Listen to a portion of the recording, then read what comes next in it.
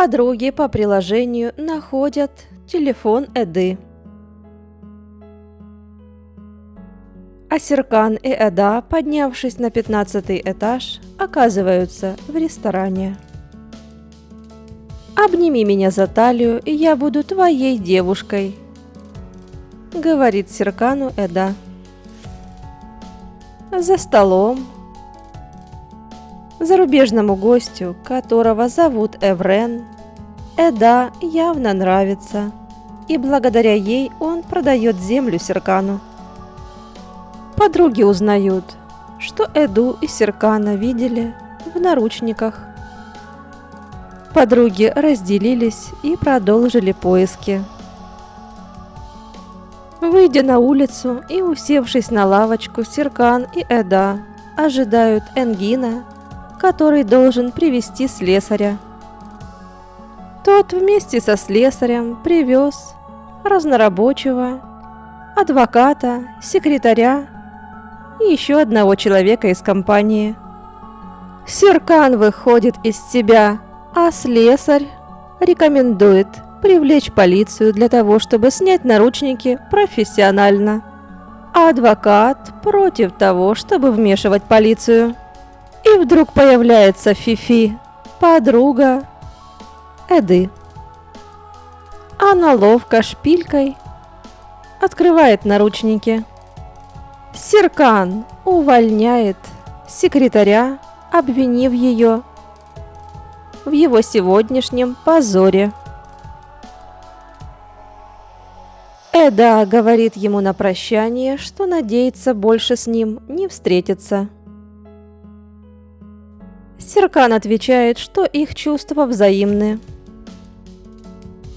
В своей машине Серкан находит забытую Эдой сумочку и телефон. А Эда рассказывает подругам, как была зла на него и решила проучить. Подруги говорят ей, что не могли полдня ей дозвониться.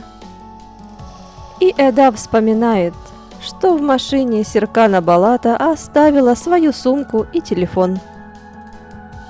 Она отправляется в его компанию и зовет его снова, не называя своего имени. Серкан, понимая, что девушка пришла за телефоном и сумкой, просит подождать 5 минут.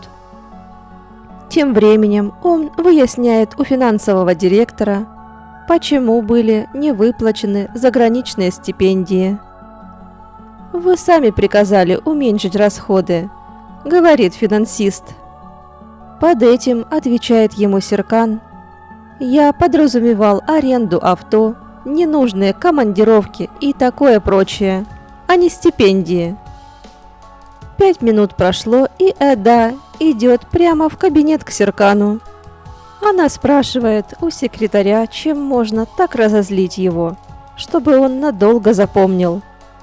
И уволенная секретарь с радостью делится советом указать ему на его ошибку. В кабинете Серкан говорит девушке, что это не он лишил ее стипендии, а финансовый директор. Но Эда говорит, что виноват он, так как не знал о действиях своих подчиненных.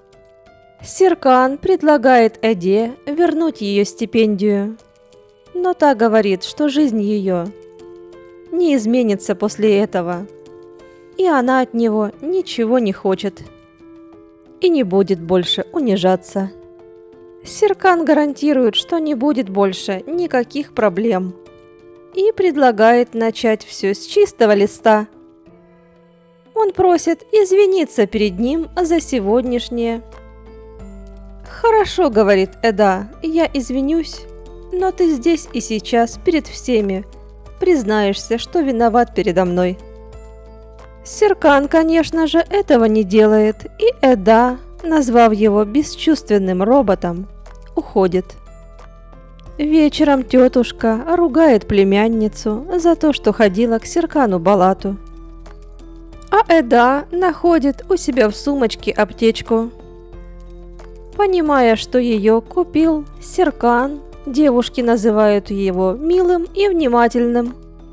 И говорят Эдди, что она не должна упустить свой шанс. Серкан видится со своей девушкой.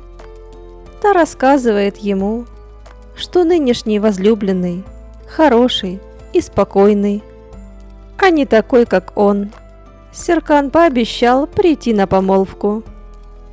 А Эдди наконец-то позвонил ее парень Дженг, который недавно прилетел из Италии. В отъезде он провел несколько месяцев. Эда говорит ему, что все равно сдаст вступительные экзамены, снова будет учиться и все-таки поедет в Италию. «Но ты потратишь на это годы», — сказал Дженга, и попросил присесть. Тем временем Серкан рассказывает Энгину, что завтра идет на помолвку с Селин. «Она же тебя бросила», — говорит Энгин. «Она ушла, потому что думала, что я ее не люблю», — сказал Серкан. Энгин умоляет его не ходить, но Серкан говорит, что будет там всего час. Дженг с бурным восторгом рассказывает Эдди про Италию. «Я смотрю, ты там нагулялся», — говорит ему Эда. Далее Эда замечает неподалеку девушку, которая все время странно на нее смотрит. Дженг предлагает послезавтра снова встретиться.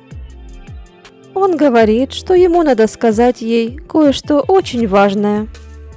Узнав, в какую сторону идет Эда, Дженг разворачивается в противоположную. Оставшись со своей собакой и достав наручники, Серкан вспоминает сегодняшний день.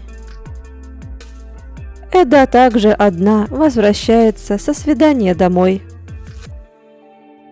Она рассказывает Мелли, что Дженг послезавтра скажет ей кое-что очень важное. Та говорит, что он точно позовет ее замуж. Так как планов на завтра у Эды нет, она соглашается подменить на работе подругу.